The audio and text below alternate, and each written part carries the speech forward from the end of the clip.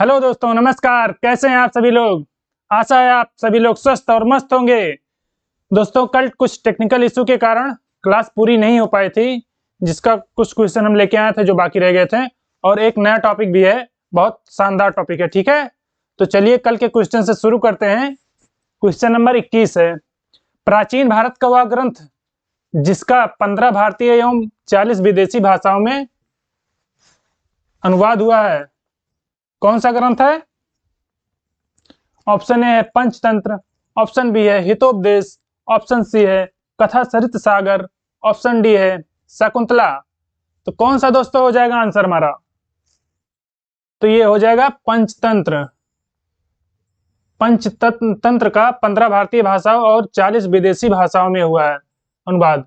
और इसके लेखक कौन है। इसके लेखक विष्णुगुप्त हैं, ठीक है। विष्णुगुप्त। पंचतंत्र की कहानियां आप लोगों ने बहुत पढ़ी होगी, ठीक है। और इसका मुगल काल में फारसी अनुवाद भी हुआ था, जिसे कहते हैं अनवरे सुहेली, ठीक है। अनवरे सुहेली,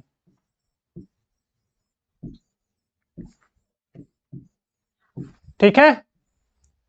चलिए दोस्तों अगले क्वेश्चन पे चलते हैं। क्वेश्चन नंबर 22, पंचतंत्र मूल रूप से किसके द्वारा लिखी गई है। बताइएगा आप सभी लोग, पंचतंत्र मूल रूप से किसके द्वारा लिखी गई है। ऑप्शन ए है विष्णु शर्मा, ऑप्शन बी है कालिदास, ऑप्शन सी है तुलसीदास, ऑप्शन डी है रैदास। किसके द्वारा लिखी गई है। ये ऑप्शन ए हमारा राइट आंसर हो जाए, ठीक है। विष्णु शर्मा द्वारा पंचतंत्र लिखा गया, ठीक है। चलिए दोस्तों अगले क्वेश्चन पे चलते हैं। क्वेश्चन नंबर 23, निम्नलिखित में से कौन बीजगणित के क्षेत्र में अपने योगदान के लिए विशेष रूप से जाना जाता है। कौन बीजगणित के क्षेत्र में अपने विशेष योगदान के रूप में जाना जाता है। ऑप्शन ए है भास्कर, ऑप्शन बी है आर्यभट्ट, ऑप्शन सी है ब्रह्मगुप्त, ऑप्शन डी है लल्ल। तो किसे जाना जाता है बताएगा आप सभी लोग। हमारा राइट आंसर कौन सा हो जाएगा। ऑप्शन ए भास्कर या भास्कराचार्य, ठीक है। Option A is the right answer. चलते हैं दोस्तों अगले क्वेश्चन पे। क्वेश्चन नंबर 24, लीलावती पुस्तक के लेखक कौन है। आप सभी लोग बताइएगा, लीलावती पुस्तक के लेखक कौन है। ऑप्शन ए है भास्कराचार्य, ऑप्शन बी है रामानुज, ऑप्शन सी है कौटिल्य, ऑप्शन डी है अमृतसेन। तो कौन है लीलावती पुस्तक के लेखक। ये ऑप्शन ए भास्कराचार्य इसके लेखक है, ठीक है। और इन्होंने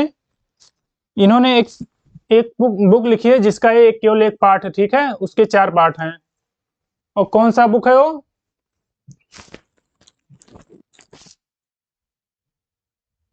वो है सिद्धांत शिरोमणि।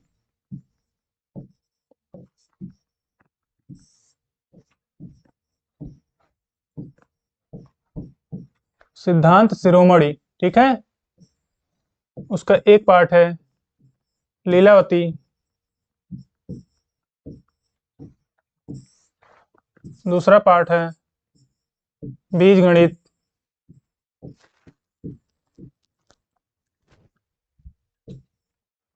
और तीसरा पार्ट है गृहगणित।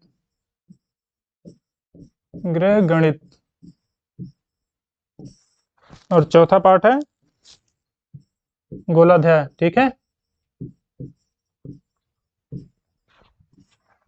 ठीक है, ये बहुत इंपॉर्टेंट है सभी। ये जो इनके चारों हैं, ये लीलावती और शिरोमणि और बीजगणित और ये सब बहुत इंपॉर्टेंट है, ठीक है। चलिए चलते हैं अगले क्वेश्चन पे दोस्तों। क्वेश्चन नंबर 25, किस भारतीय गणितज्ञ ने दशमलव स्थानिक मान की खोज की। किसने किया दशमलव स्थानिक मान की खोज। ऑप्शन ए है Aryabhata, option B Bhaskar, option C Brahmagupta, या ऑप्शन डी ब्राह्मीर। किसने की दशमलव स्थानिक मान की खोज बताइएगा आप सभी लोग। तो किसने किया आर्यभट्ट ने, ठीक है। आर्यभट्ट ने दशमलव स्थानिक मान की खोज की। चलिए दोस्तों अगले क्वेश्चन पे चलते हैं। क्वेश्चन नंबर 26, मत्त विलास प्रहसन का लेखक कौन था। मत्त विलास प्रहसन का लेखक कौन था। ऑप्शन ए है महाक्षत्रपुरुदामन, ऑप्शन बी है महेंद्र वर्मन, ऑप्शन सी है गौतमी पुत्र सातकर्णी, ऑप्शन डी है पुलकेशिन द्वितीय। तो मत्स्य विलास प्रहसन का लेखक कौन है? Option B is the right answer. ठीक है, महेंद्र वर्मन। और ये कहाँ के शासक थे, किस वंश के? ये पल्लव शासक थे। ठीक है, और इसमें मत्स्य विलास में क्या वर्णन हुआ है? उस समय के जो है सामाजिक और धार्मिक जीवन के बारे में विवरण मिलता है। ठीक है, धार्मिक जीवन के बारे में विवरण मिलता है। ठीक है दोस्तों, चलिए चलते हैं अगले क्वेश्चन पे। क्वेश्चन नंबर 27, निम्नलिखित में से किसे भारत का प्रथम विधि निर्माता माना जाता है? बताइएगा आप सभी लोग, किसे भारत का प्रथम विधि निर्माता माना जाता है? ऑप्शन ए है पाणिनि, ऑप्शन बी मनु को, या ऑप्शन सी कपिल को, या ऑप्शन डी कौटिल्य को। तो किसे भारत का प्रथम विधि निर्माता माना जाता है? विधि निर्माता या कानून निर्माता। ठीक है, वो किसे माना जाता है? ऑप्शन बी यानी मनु को। और इनकी एक किताब है जो इसी पे लिखा गया है, मनुस्मृति। ठीक है, मनुस्मृति। चलिए दोस्तों अगले क्वेश्चन पे चलते हैं। क्वेश्चन नंबर 28, निम्न में से सबसे प्राचीन वाद्य यंत्र है? इनमें से कौन सा सबसे प्राचीन वाद्य यंत्र है? बताइएगा आप सभी लोग। ऑप्शन ए है सितार, ऑप्शन बी है वीणा, ऑप्शन सी है तबला, या ऑप्शन डी है सरोद। कौन सा सबसे प्राचीन वाद्य यंत्र है? वीणा। वीणा हमारा सबसे प्राचीन वाद्य यंत्र है। चलिए अगले क्वेश्चन पे चलते हैं। क्वेश्चन नंबर 29, शून्य की खोज किसने की थी? बताइएगा आप सभी लोग कि शून्य की खोज किसने की थी? ऑप्शन ए है रोमनवासियों ने, ऑप्शन बी सुमेरियों ने, ऑप्शन सी भारतीयों ने, या ऑप्शन डी चीनियों ने। तो शून्य की खोज किसने की थी? शून्य की खोज भारतीयों ने की थी। Option A C is the right answer. Okay, चलिए दोस्तों अगले क्वेश्चन पे चलते हैं। क्वेश्चन नंबर 30, तुम्हारा अधिकार कर्म पर है, फल की प्राप्ति पर नहीं। यह निम्न में से किस ग्रंथ में कहा गया है? बताइएगा आप सभी लोग। तुम्हारा अधिकार कर्म पर है, फल की प्राप्ति पर नहीं, यानी तुम केवल कर्म कर सकते हो। और विद्यार्थियों का धर्म क्या होता है? निरंतर अभ्यास करते रहें। ठीक है, तो किसमें कहा गया है? ऑप्शन है Ashtadhyayi, option B Mahabharata, option C Gita, या ऑप्शन डी महाभाष्य। तो कौन सा राइट आंसर हो जाएगा? Option C Gita. ठीक है, गीता में कहा गया है कि कर्म करो, फल की चिंता मत करो। चलिए दोस्तों अगले क्वेश्चन पे चलते हैं, और इसलिए आप सब कर्म करते रहिए। और आज का हमारा नया टॉपिक है दोस्तों पूर्व मध्यकाल। ठीक है, पूर्व मध्यकाल जो कि 800 से 1200 ईस्वी तक था। ठीक है, 800 से 1200 ईस्वी के बीच में पूर्व मध्यकाल है। ठीक है, तो चलिए हम शुरू करते हैं आज के अपने नए टॉपिक के नए क्वेश्चन के साथ। ठीक है, क्वेश्चन नंबर 1, कौन सा शासक पृथ्वी के नाम से प्रसिद्ध है? ये यहां हो जाएगा पृथ्वीराज चौहान। ठीक है, पृथ्वीराज चौहान। बताइएगा आप सभी लोग कि इनमें से कौन सा शासक पृथ्वीराज चौहान के नाम से प्रसिद्ध है?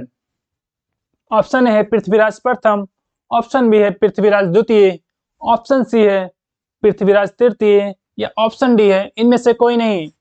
तो हमारा राइट आंसर कौन सा हो जाएगा? बताइएगा सभी लोग, कौन प्रसिद्ध है? ये हो जाएगा ऑप्शन सी पृथ्वीराज तृतीय। ठीक है, और ये किस वंश से थे? चौहान वंश। ठीक है, चौहान। और इनको कहा जाता है कि ये सूर्य पुत्र चाहमान के वंशज हैं। ठीक है, और पृथ्वीराज चौहान किसको पराजित किए थे? त्राइन का प्रथम युद्ध कब हुआ था? प्रथम तराइन का युद्ध हुआ था 1191, ठीक है, 1191, जिसमें पृथ्वीराज चौहान और मोहम्मद गौरी का युद्ध हुआ था, और जिसमें इन्होंने गौरी को परास्त किया था। और सेकंड में हुआ था, द्वितीय युद्ध में हुआ था क्या, कब, 1192, इसमें गौरी ने छल के साथ पृथ्वीराज तृतीय को हराया था, ठीक है, तराइन के दूसरे युद्ध में। तो चलिए अगले क्वेश्चन पे चलते हैं।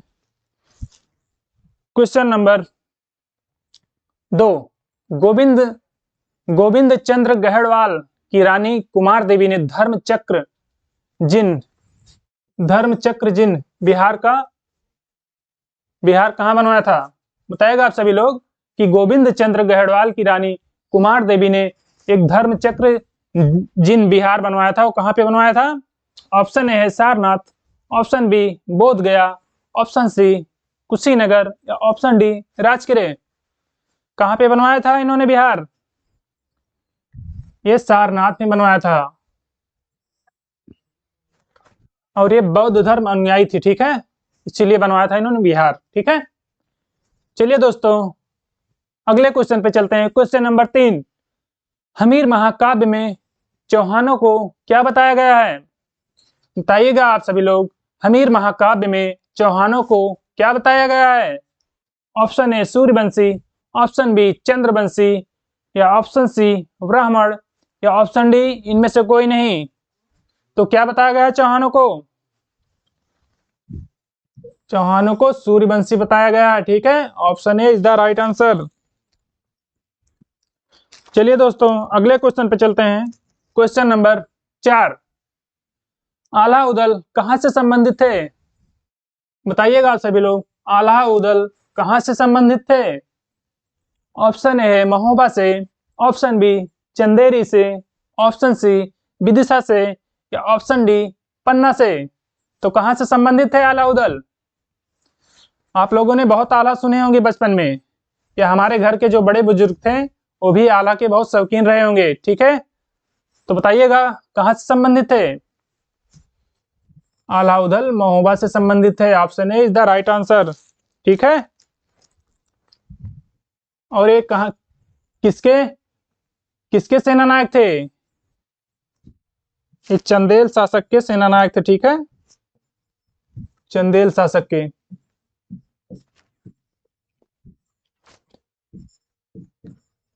राजा परमल, ठीक है।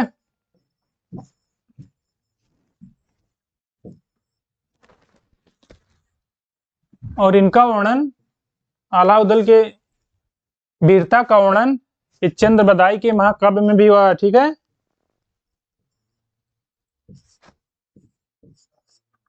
पृथ्वीराज रासों में, चंद्रबदाई के पृथ्वीराज रासों में भी हुआ है, ठीक है।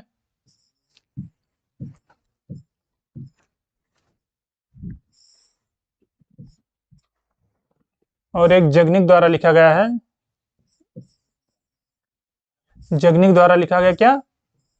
परमाल रासो, इसमें भी इनकी वीरता का वर्णन है आला खंड में, ठीक है, परमाल रासो के आला खंड में, ठीक है दोस्तों। तो चलिए मित्रों अगले क्वेश्चन पे चलते हैं। क्वेश्चन नंबर 5, पृथ्वीराज रासो के लेखक कौन है? हमने तो बता दिया है, बताइएगा आप सभी लोग, पृथ्वीराज रासो के लेखक कौन है? ऑप्शन ए है चंद्रबरदाई, ऑप्शन बी है कल्हड़, या ऑप्शन सी है बिल्हड़, या ऑप्शन डी है जयानक। तो बताइएगा आप सभी लोग, पृथ्वीराज रासो के लेखक कौन है? कौन है? Chand Bardai, option A is the right answer, ठीक है, चंद्रबरदाई पृथ्वीराज रासो के लेखक हैं। चलिए चलते हैं अगले क्वेश्चन पे। क्वेश्चन नंबर 6, पृथ्वीराज विजय के लेखक कौन है? बताइएगा सभी लोग, पृथ्वीराज विजय के लेखक कौन है? ऑप्शन ए है चंद्रबरदाई, ऑप्शन बी है जयानक, ऑप्शन सी है पृथ्वीराज चौहान, या ऑप्शन डी है इनमें से कोई नहीं। कौन है पृथ्वीराज विजय के लेखक? कौन है? ऑप्शन बी जयानक, जयानक पृथ्वीराज विजय के लेखक हैं, ठीक है। सेशन पसंद आ रहा होगा ना, बहुत अच्छे अच्छे क्वेश्चन लाए हैं हम आज। तो चलिए दोस्तों अगले क्वेश्चन पे चलते हैं। क्वेश्चन नंबर 7, किस राजपूत वंश ने दिल्लिका दिल्लिका यानी दिल्ली, जो आज की दिल्ली है, शहर की स्थापना की थी? किस राजपूत वंश ने दिल्ली की स्थापना की थी? ऑप्शन ए है परमार वंश, ऑप्शन बी है तोमर वंश, ऑप्शन सी है सोलंकी वंश या ऑप्शन डी है चौहान वंश। किसने किया था दिल्लिका का स्थापना?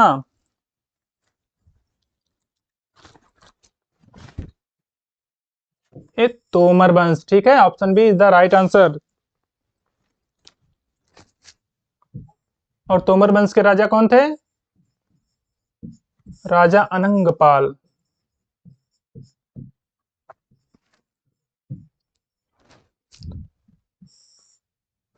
ठीक है, तोमर वंश के राजा अनंगपाल द्वारा कराया गया था। ठीक है, और पृथ्वीराज रासों में भी वर्णन है इसका। ठीक है, चलिए अगले क्वेश्चन पे चलते हैं दोस्तों। क्वेश्चन नंबर 8, जेजाक जेजाक भुक्ति किसका प्राचीन नाम है? बताइएगा सभी लोग, जेजाक भुक्ति किसका प्राचीन नाम है? ऑप्शन ए है Baghelkhand, option B Bundelkhand, option C Vidarbha या ऑप्शन डी मालवा। जेजाक भुक्ति किसका प्राचीन नाम है? बताइएगा आप सभी लोग। बघेलखंड या बुंदेलखंड, विदर्भ या मालवा, किसका नाम था? ये बुंदेलखंड का नाम, पुराना नाम जेजाक भुक्ति है। ठीक है, option B is the right answer. चलिए दोस्तों अगले क्वेश्चन पे चलते हैं। क्वेश्चन नंबर 9, पाल वंश का संस्थापक कौन था? बताइएगा आप सभी लोग, पाल वंश के संस्थापक कौन थे? ऑप्शन ए है धर्मपाल, ऑप्शन बी है गोपाल, ऑप्शन सी है रामपाल या ऑप्शन डी है देवपाल। तो कौन थे पाल वंश के संस्थापक? एक गोपाल थे, ठीक है, और कहा पाल वंश कहाँ के थे? ये बंगाल के थे। ठीक है, बंगाल, और इन्हें क्षत्रिय भी कहते हैं। ठीक है, चलिए दोस्तों अगले क्वेश्चन पे चलते हैं। क्वेश्चन नंबर 10, किसने सोमपुर महाविहार का निर्माण कराया था? बताइएगा आप सभी लोग, किसने सोमपुर महाविहार का निर्माण करवाया था?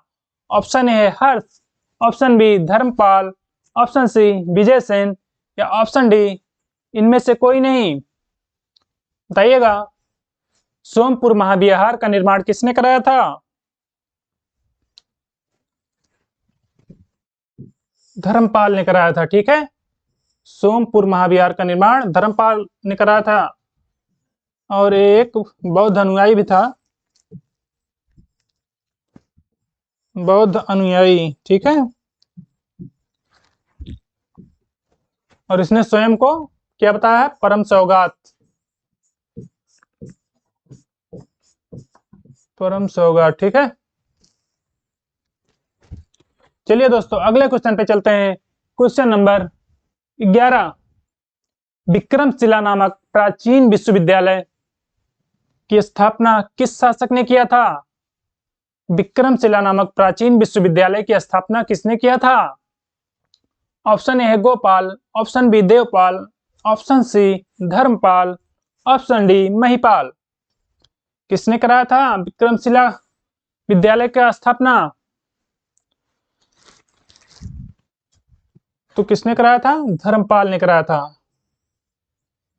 इससे भी प्राचीन नालंदा विश्वविद्यालय था, लेकिन उसके पतन के बाद बौद्ध धर्म का जो मुख्य केंद्र हुआ वो विक्रमशिला हुआ। ठीक है, चलिए अगले क्वेश्चन पे चलते हैं। किसने राष्ट्रकूट साम्राज्य की नींव रखी? किसने राष्ट्रकूट साम्राज्य की नींव रखी? ऑप्शन ए है ध्रुव, ऑप्शन बी अमोघवर्ष प्रथम, ऑप्शन सी दंती दुर्ग, ऑप्शन डी है कृष्ण प्रथम। किसने राष्ट्रकूट की नींव डाली? राष्ट्रकूट साम्राज्य की किसने नींव डाली? ये दंती दुर्ग ने। ठीक है, दंती दुर्ग ने राष्ट्रकूट वंश की स्थापना की। और राजधानी इनकी कहाँ थी? राजधानी थी मानखेट, मानखेट। ठीक है, राजधानी इनकी मानखेट थी, मानखेट। और कब की थी? 736 ईस्वी में। ठीक है, तो चलिए मित्रों अगले क्वेश्चन पे चलते हैं। क्वेश्चन नंबर 13, निम्नलिखित में से किसने हिरण्यगर्भ धार्मिक कार्य कराया था? किसने हिरण्यगर्भ धार्मिक कार्य कराया था? ऑप्शन ए है हरिचंद्र, ऑप्शन बी मयूर शर्मन, ऑप्शन सी दंती दुर्ग या ऑप्शन डी हर्ष ने। तो किसने कराया था हिरण्यगर्भ धार्मिक कार्य? ये हमारा option C the right answer, Danti Durg ने कराया था हिरण्यगर्भ धार्मिक कार्य। इसे महादान भी कह सकते हैं। ठीक है, महादान यज्ञ। ठीक है, महादान यज्ञ या हिरण्यगर्भ यज्ञ। ठीक है, तो चलिए दोस्तों अगले क्वेश्चन पे चलते हैं। क्वेश्चन नंबर 14, निम्नलिखित में से कौन अपने पिता के अभियानों के क्रम में सैनिक छावनी में पैदा हुआ? कौन अपने पिता के अभियानों क्रम में सैनिक छावनी में पैदा हुआ था? ऑप्शन ए है धर्मपाल, ऑप्शन बी है भोज परमार, ऑप्शन सी है अमोघवर्ष प्रथम या ऑप्शन डी है नागभट्ट। तो बताइएगा हमारा कौन सा ऑप्शन सही हो जाएगा? धर्मपाल या भोज परमार या अमोघवर्ष प्रथम या नागभट्ट द्वितीय, कौन अपने पिता के अभियानों के क्रम में सैनिक छावनी में पैदा हुआ था? ये option C the right answer, Amoghavarsha प्रथम। ठीक है,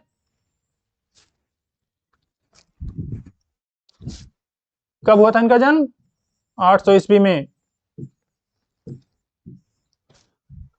नर्मदा नदी के किनारे। ठीक है, नर्मदा नदी के किनारे। और इनके पिता का क्या नाम था? यहां लिख देता हूं मैं, राजा गोविंद तृतीय। ठीक है, राजा गोविंद तृतीय, राजा गोविंद तृतीय। और ये उत्तर भारत के सफल अभियान से वापस लौट कर आ रहे थे, तभी इनका जन्म हुआ था। ठीक है, तो चलिए अगला क्वेश्चन पे चलते हैं दोस्तों। क्वेश्चन नंबर 15, महानतम प्रतिहार राजा कौन था? बताइएगा आप सब लोग, सबसे महान प्रतिहार शासक कौन था? ऑप्शन ए है महेंद्रपाल, ऑप्शन बी धर्मपाल या ऑप्शन सी मिहिर भोज या ऑप्शन डी हर्ष। तो प्रतिहार शासक में सबसे महान कौन था? कौन था? ऑप्शन सी मिहिर भोज, इस सबसे महानतम शासक में से एक थे प्रतिहार राजाओं के। चलिए दोस्तों अगले क्वेश्चन पे चलते हैं। क्वेश्चन नंबर 16, महान जैन विद्वान हेमचंद्र किसके सभा में रहते थे? बताइएगा आप सभी लोग, महान विद्वान हेमचंद्र किसके सभा में रहते थे? ऑप्शन ए है अमोघवर्ष, ऑप्शन बी जय सिंह सिद्धराज, ऑप्शन सी विद्याधर या ऑप्शन डी कुमारपाल। तो कौन सा राइट आंसर हमारा हो जाएगा? किसके सभा में रहकर उनके सभा को अलंकृत करते थे? बताइएगा, उनके सभा में 4 चांद लगाते थे। किसके सभा में? कुमारपाल के सभा में। ठीक है, चलिए दोस्तों अगले क्वेश्चन पे हमारा क्या है? क्वेश्चन नंबर 17, महान संस्कृत कवि, ये कवि नहीं हो जाए कवि। ठीक है, महान संस्कृत कवि एवं नाटककार राजशेखर किसके दरबार से संबंधित थे? बताइएगा आप सभी लोग, महान संस्कृत कवि एवं नाटककार किसके राज दरबार से संबंधित रखते थे?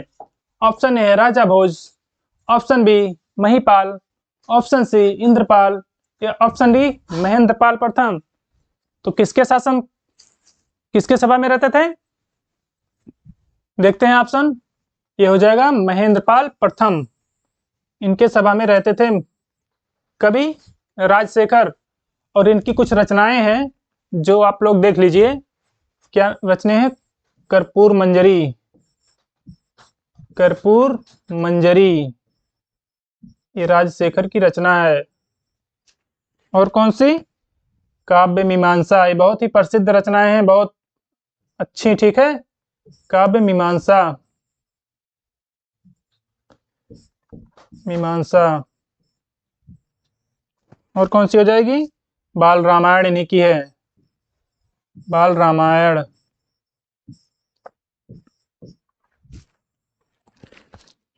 और एक हरविलास है, हरविलास। ये सभी अपने नोट्स में आप लोग नोट्स करते रहिए, ठीक है। और एक और है, ये क्या है? विद्ध साल भंजिका, विद्ध साल भंजिका, ठीक है।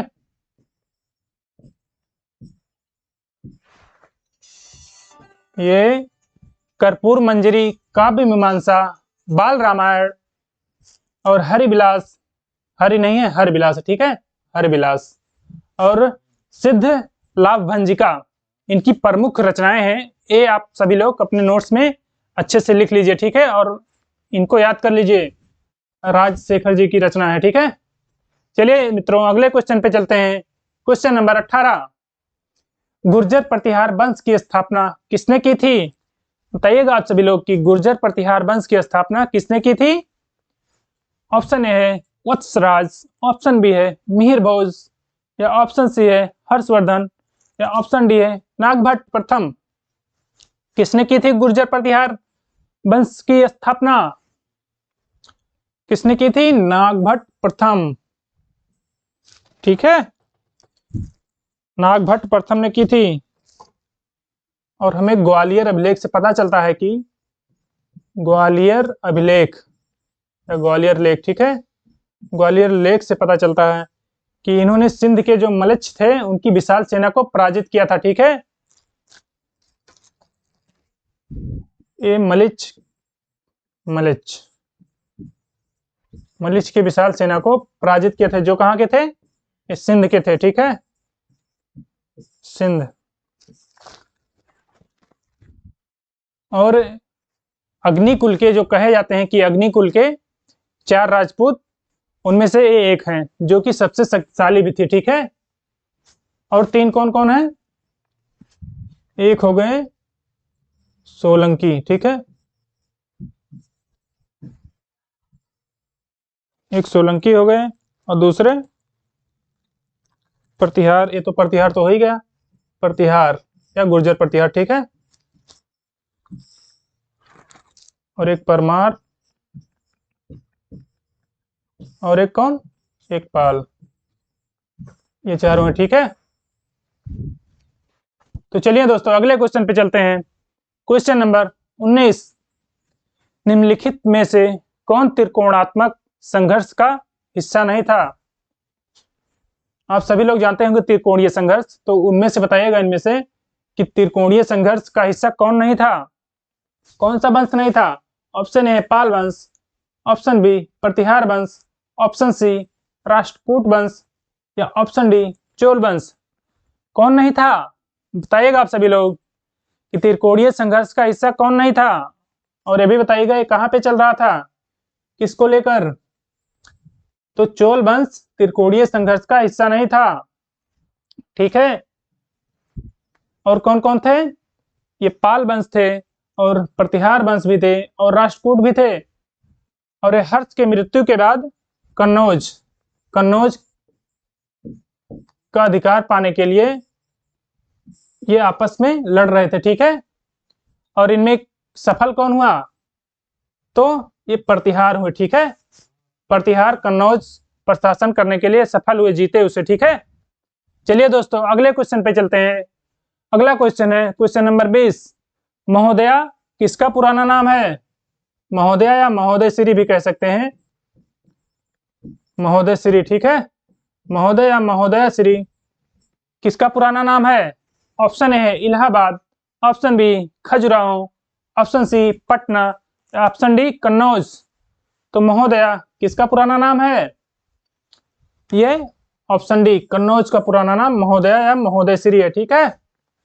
चलिए अगले क्वेश्चन पे चलते हैं। क्वेश्चन नंबर 21, राजा भोज ने कहाँ पे शासन किया था? बताइएगा आप सभी लोग, राजा भोज ने कहाँ पे शासन किया था? ऑप्शन ए है धार पर, ऑप्शन बी बस्तर पर, या ऑप्शन सी महाकौशल पर, या ऑप्शन डी उज्जैन पर। तो कहां पे शासन किए थे बताइएगा आप सभी लोग, कहां पे किए थे? ये धार पर शासन किए थे राजा भोज। ठीक है, तो कहा, चलिए अगले क्वेश्चन पे चलते हैं। और इन्होंने, अगले क्वेश्चन पे चलते हैं, वहीं बताएंगे, नहीं तो अभी आप लोगों को आंसर पता चल जाएगा। अगला क्वेश्चन है क्वेश्चन नंबर 22। भोजशाला मंदिर की अधिष्ठात्री देवी कौन है? बताइएगा आप सभी लोग, भोजशाला मंदिर की अधिष्ठात्री देवी कौन है? यानी अधिष्ठात्री मतलब स्थापित, ठीक है, स्थापित देवी कौन है भोजशाला मंदिर की? Option A Bhagwati Saraswati, option B Bhagwati Durga, option C Bhagwati Parvati, या ऑप्शन डी भगवती लक्ष्मी। तो कौन है भोजशाला मंदिर की देवी? ये है भगवती सरस्वती। ठीक है, और राजा भोज ने इसे धार में ही स्थापित किया था, ये मंदिर बनवाया था। ठीक है, और ये कहाँ पे पड़ेगा? एमपी में पड़ेगा। ठीक है, एमपी के धार जिले में। और राजा भोज जो है, भोजशाला है, राजा भोज ये परमार शासक थे। ठीक है, राजा भोज ये परमार शासक थे।